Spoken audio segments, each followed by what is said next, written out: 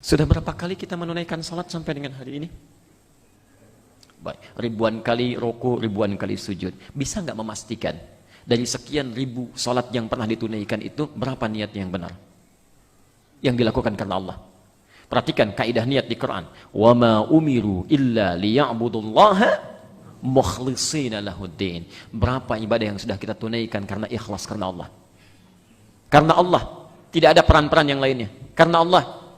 Karena ada di Quran disebutkan ada orang sholat saja yang tiap hari dikerjakan, motifnya bisa berubah, bisa salah itu. Kelihatannya ngangkat tangan sampai ujungnya, berangkat ke masjidnya, bagus kelihatannya. Tapi bisa tidak Anda mengetahui isi hati orang itu, motif ketika dia menunaikan ibadahnya? Karena disebutkan di Quran ada orang-orang bermasalah dalam sholatnya bukan karena gerakannya, tapi karena isi hatinya. Alhamdulillah. Quran surah 107 ayat 4 sampai ayat 6-nya itu. Al-Ma'un itu ya. Fawailul lil musalli. Maka ada orang-orang sholat tapi celaka dengan sholatnya ya. Kalau orang tidak sholat celaka wajar, nggak sholat kok. Tapi kalau ada orang sholat masih celaka, itu ada yang salah, itu ada yang keliru ya. Orang tidak sholat celaka tidak usah dipikirkan, memang nggak sholat ya. Yang perlu doakan ya. Tapi kalau ada orang sholat masih celaka juga, itu rugi. Apa yang salah tuh? Alladzina hum an salatihim sahun. Lalai dia dalam sholatnya. Lalai. Ada orang sholat tapi lalai. Apa di antara bentuk kelalaiannya? Di antara sekian kelalaiannya, ternyata yang disebutkan oleh Quran, alladzina hum yura'un. Bahkan ada yang ria ketika mereka menunaikan sholatnya. Ria. Nih penyakit niat pertama yang bisa merusak pahala, menghilangkan kadar pahala kita di sisi Allah, itu ria, kata Quran. Ria. Coba dulu diingat-ingat ya, waktu Anda mulai balik, kita boleh menunaikan sholat, sudahkah terbebas dari penyakit ini? Atau jangan-jangan motifnya bahkan bukan cuma ria ya, berkurang, ingin dilihat kawan ya, ingin nampak dengan teman. Salatnya cuma nyambi, yang intinya janjian dengan kawan. Yuk kita ketemuan di mana? Udah di masjid itu saja tuh. Baik, yuk nanti sambil salat duhur lah ketemu di sana. Sambil salat duhur. Ya, baik. Jadi yang intinya memang bukan salatnya, intinya pertemuannya. Salatnya cuma nyambi aja. Maka pahala yang diberikan pun sekedar nyambi aja tuh. Ya. Hati-hati, berapa yang sudah dikumpulkan? Semakin Anda meningkatkan keikhlasan kepada Allah, di situ inti pahalanya. Ya. Tapi ketika Anda sebanyak apapun beramal, bersoalan dalam niatnya, itu yang jadi masalah. Maka hati-hati, yang dihisab oleh Allah sekali lagi, itu niat, bukan pada kuantitas amalan yang dikerjakan. Contoh lain, Quran surah ke-2 Al-Baqarah, ayat 264. Ini langsung warning dari Quran, peringatan pada seluruh amalan. Pada seluruh amalan. Ya ayyuhalladzina amanu la tubtilu sadaqatikum bil manni wal adha. Berhenti dulu di sini. Ya ayyuhalladzina amanu, hei orang-orang yang masih merasa punya iman. Saya tegaskan, ini tidak akan pernah saya bosan mengingatkan.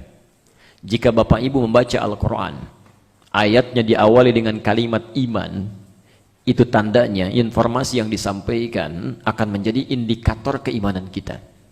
Semakin cepat meresponnya, semakin kuat pertanda iman kita. Semakin lemah dalam meresponnya, itu tandanya semakin menurun keimanan seseorang. Kalau tidak dikerjakan perintahnya, maka bermasalah imannya. Kalau digeluti larangannya, maka berpenyakit keimanannya. Jelas sampai sini?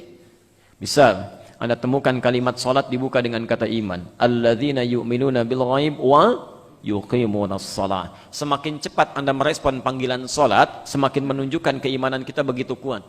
Subuh dipanggil 4.38, Anda bangun dari jam 3, Anda tunaikan salatnya, belum dipanggil sudah salat, sudah istighfar kepada Allah, itu iman masih bagus. Jaga ya. Tapi kalau dipanggil pas sesuai waktunya, 4.38 subuh, 4.38 datang, itu imannya iman standar. Ya, standar. Karena standar dalam hukum kehidupan itu ketika dimintakan dikerjakan, itu standar. Ya. Jam kerja Anda di kantor jam 8, pulang jam 4, Anda datang jam 8, itu standar. Ya. Datang setengah 8 baru hebat. Ya. Pulang jam 4 itu standar. Pulang jam 5 itu hebat. Ya. Tapi kalau dipanggil 4.38, datang jam 8 lewat 34, itu bermasalah. Itu yang bermasalah. Azan subuh 4.38, baru bangun jam 8 lewat 34. Itu pun belum kepikiran sholat. Maka itu bermasalah keimanannya. Nah, sekarang kita akan lihat. Ada orang-orang, kalau saya sebutkan orang-orang, jangan tunjuk orang lain, tunjuk diri kita saja. Ya. Lihat, dibuka oleh Quran, ya ayyuhalladzina amanu, hei orang-orang yang beriman. Ada orang-orang yang nanti akan dilihat apakah imannya kuat, standar, atau jangan-jangan imannya bermasalah dan di subuh ini mesti diperbaiki. La tubtilu sadaqatikum bil manni wal adha. Jangan pernah Anda gugurkan. Batal itu artinya gugur. Baik, kalau sholat batal mesti diapakan? Mesti diulang. Ada pahalanya enggak? Nah, kalau ada orang sholat batal, tapi tetap diteruskan sholatnya, ya, diteruskan sholatnya, kira-kira bernilai tidak? Tidak. Capek tidak? Capek, cuma capek aja, tapi nggak dapat apa-apa. Karena itu kalau sholat Anda batal, walaupun sedang di saf jamaah, segera keluar, wudhu lagi, balik lagi. Ya. Jangan ditahan-tahan. Dan jangan banyak alasan dalam hal yang dibenarkan secara fikih. Ya. Kalau saya batalkan, bisa ganggu orang sholat, konsentrasi bisa berubah. Menimbulkan prasangka nantinya, kenapa dia keluar, ganggu orang khusyuk. Nggak apa-apa, saya pertahankan aja, nanti setelah itu dalam keheningan saya akan menunaikan ibadah lagi, ya, supaya tidak tampak pada banyak orang. Anda salah secara fikih, keluar aja, perbaiki wudhunya, kembali lagi, Anda masih dapat salat berjamaah dan benar salatnya. Apakah bisa menjamin sampai selesai salam diri kita masih hidup? Jangan-jangan begitu difikirkan, nanti sajalah setelah selesai saya wudhu lagi, tiba-tiba datang malaikat maut. Assalamualaikum, yuk pulang. Wudhu nggak punya, sholat batal. Ayo, ketika Anda keluar sedang berwudhu pun malaikat datang, sudah selesai. Ikhtiar kita dalam kebaikan. Maka poinnya, orang yang batal tidak bernilai, cuma capek saja. Ada orang-orang yang bahkan sengaja membatalkan amal-amal kebaikannya. Sedekah itu adalah nama bagi seluruh kebaikan yang kita kerjakan. Ya. Tunggalnya disebut dengan sedekah, sedekatun, jamaknya disebut dengan sedaqat. Jadi semua amal soleh yang kita kerjakan itu disebut dengan sedekah. Ya. Zakat itu sedekah. Quran surah ke-9 ayat 103. Khudz min amwalihim sedekah. Ambil sebagian harta mereka sebagai zakat, disebut dengan sedekah di Quran. Ya. Salat sedekah, baca Quran sedekah. Semua kebaikan yang mungkin kita kerjakan namanya sedekah. Jelas ya? Sebagai bukti keimanan seseorang, keimanan pemiliknya. Nah, ini yang jadi masalah. Ada orang-orang yang menggugurkan amalan kebaikan yang sudah dia tendun, tapi lihat kalimat Qur'annya, ini indah sekali. Hati-hati betul, hati-hati. Ternyata yang menggugurkan itu disebut oleh Quran dengan dua kalimat yang sangat sederhana, tapi dalam maknanya. Bil manni wal adha. Masya Allah. Ini kalau dalam ilmu balaghah ini kalimat lengkap. Kalimat lengkap, dua yang tidak ada tiganya. Ya, kalau hilang satu, berkurang keutamaannya. Bertambah sesuatu, semakin berkurang juga maknanya. Lihat, kalau kalimatnya al-manni saja, bil manni, cukup sampai sini, ya, maka tidak akan tepat. Karena al-manni itu asalnya sesuatu yang menyenangkan. Ya. Sesuatu yang menyenangkan. Alhamdulillah. Al-Baqarah ayat 57. Sebelah kiri paling bawah. وَظَلَّلْنَا عَلَيْكُمُ الْغَمَامَ وَأَنزَلْنَا عَلَيْكُمُ الْمَنَّ وَالسَّلْوَى. Lihat. Lihat. Dulu ada kaumnya Nabi Musa, saking dimudahkannya oleh Allah, dibedakan dengan umat-umat yang lainnya, supaya mereka yakin dengan Allah. Kamu kelamaan disiksa oleh Fir'aun, kelamaan jadi budak, sekarang diistimewakan oleh Allah, supaya kamu yakin dengan Allah. Masya Allah. Bapak Ibu kalau panas luar biasa, mau keluar rumah, jalan pakai apa? Pakai payung. Ini enggak, langsung awannya diperintahkan oleh Allah, ikuti mereka. Wa dhallalna 'alaikumul ghamama. Jadi kemana-mana suasana panas pun enggak panas, karena awannya mengikuti. Begitu ingin sesuatu yang manis-manis, ya ingin madu, ingin manisan macam-macam, enggak usah cari jauh-jauh. Melangkahkan sedikit sudah ada. Manna wassalwa, sesuatu yang enak, menyenangkan, menenteramkan. Ya. Ada kalimat al-man dalam bahasa Arab, sesuatu yang melahirkan kenikmatan. Tapi kalau bersatu dengan adza, bil manni wal adza, al adza itu artinya merusak, mengganggu. Merusak, mengganggu. Jadi ada perkara yang merusak amalan, yang sudah capek ditenun, tapi orangnya nggak sadar kalau amalannya sedang dirusak. Karena perkara-perkara ini ketika dilakukan begitu menyenangkan, kayaknya nikmat gitu. Ya, kayaknya enak. Bapak Ibu saat dipuji, biasanya enak atau tidak enak? Nyaman atau tidak? Nah, ada pujian-pujian tertentu yang justru menggugurkan amalan. Ya, hati-hati. Merasa ingin dipuji, gugur amalan. Merasa ingin disebut, gugur amalan. Merasa ingin tampak, gugur amalan. Dan saat tampak itu kemudian orang memuji kita, perasaannya enak. Ini nikmat, itu mani. Tapi tidak sadar bahwa apa yang terjadi itu adza, sedang menggugurkan amalannya. Hati-hati, hati-hati. Lihat masjid, Masya Allah. Karpetnya bagus. Barangkali ada yang pernah infak di masjid ini. Dari pembangunannya, dari mengisinya dan sebagainya. Maka diberi contoh oleh Quran. Perhatikan. Bil manni wal adza kalladzi yunfiqu malahu ria'an nas. Contoh kata Quran, ada orang infak. Masya Allah, nyari hartanya kan tidak mudah itu. Kadang berpeluh dengan keringatnya, kadang dengan berbagai halnya, dikeluarkan karena Allah. Allah pun balas dengan pahala yang luar biasa. Cuma sayang, ria'an nas. Masuk penyakit ria, saat ria itu kayaknya nikmat, enak gitu. Nampak diketahui orang, dipuji orang, banyak hal muncul dalam kehidupan. Masya Allah Pak, terima kasih banyak Pak ya. Kalau bukan kemarin Bapak dananya sangat besar, itu masjid ini belum tentu jadi. Pelan-pelan masuknya itu. Itu kan karunia Allah saja, nggak apa-apa. Padahal hatinya mulai muncul, tek, tek, tek, gitu kan. Besoknya sudah mulai rasanya lain. Tek, semakin rajin ke masjidnya, karena yang tanya baru satu orang. Ya. Siapa nih yang bikin bagus? Kalau bukan Bapak itu tuh, mulai muncul, mulai muncul, mulai muncul. Yang paling berbahaya kalau sudah merasa memiliki nantinya. Masjid rumah siapa? Rumah Allah. Makanya sebelum jadi, kalimatnya umum, pernah saya sampaikan. Man bana masjidan fil ardi. Siapa yang berkontribusi membangun satu masjid, mau apapun bentuknya, mau kayu, mau dari batu sekalipun, ya, mau dari marmer yang paling indah, semua energi yang dikeluarkan, harta yang dikeluarkan akan diganti oleh Allah, dibuatkan satu rumah di surga. Tapi masjidnya kalau sudah jadi, kalimatnya dijamakkan di Quran. Dari masjid jadi masajid. Al-Baqarah 114. Wa man azlamu mimman mana'a masajid, disandingkan dengan pemiliknya. Allah.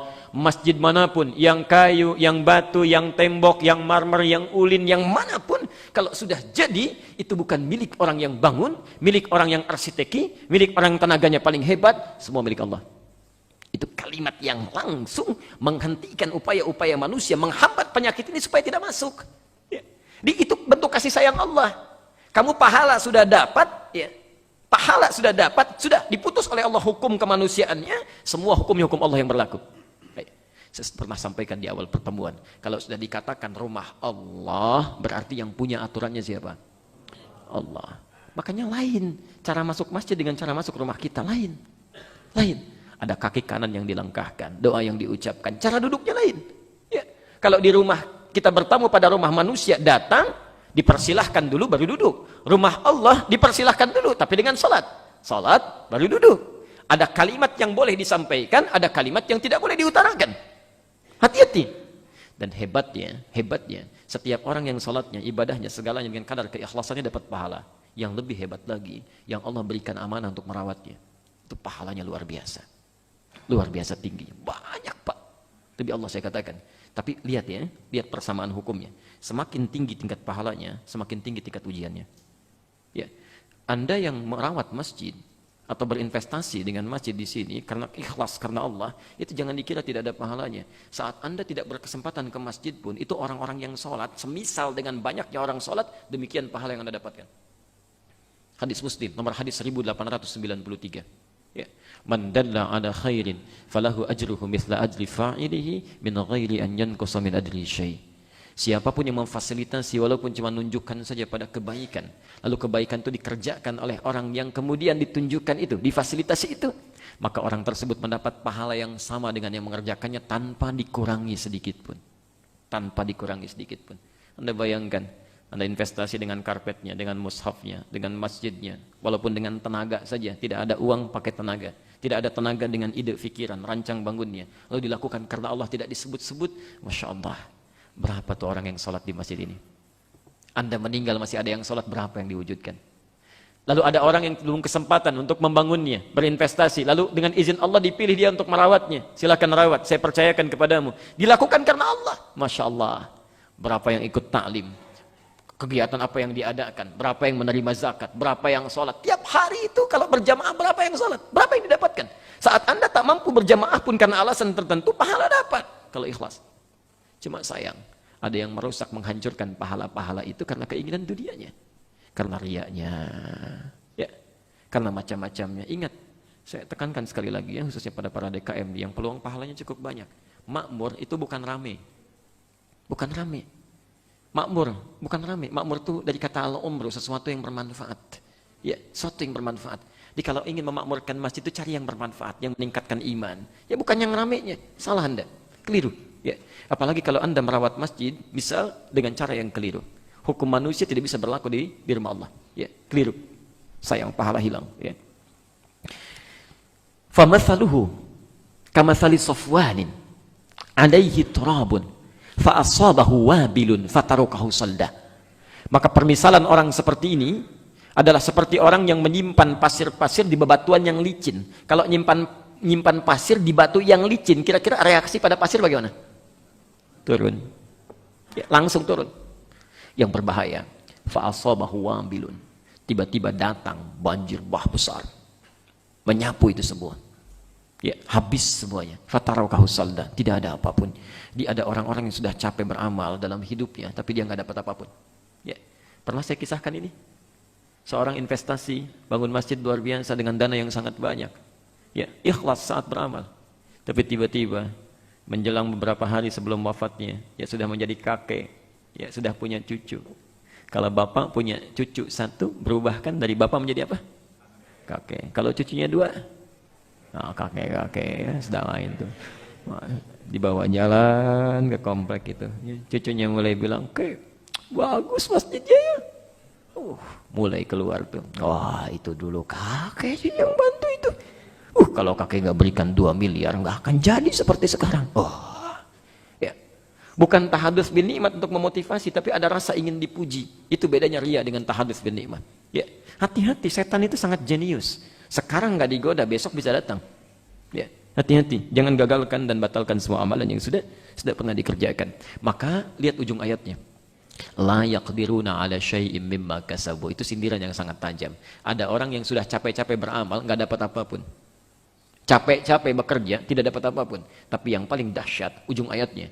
Wallahu la yahdil qaumal kafirin. Allah tidak akan pernah berikan petunjuk pada orang-orang kafir. Ya, disamakan dengan orang kafir, tapi masih beruntung orang kafir. Ya, maaf, orang kafir tidak sholat, dapat pahala tidak? Tidak. Ada orang mengaku muslim sholat, tapi sholatnya bermasalah, nggak dapat pahala juga. Yang kafir dia nggak sholat, dia nggak capek. Yang muslim dia sholat, tapi punya penyakit. Ya. Bahasa Qurannya itu diserupakan, bahkan lebih buruk, lebih buruk. Ya. Hati-hati. Ya. Karena itu jaga niat, jaga niat dalam salat Anda, baca Quran Anda, amalan Anda, segala yang pernah kita kerjakan. Jelas sampai sini?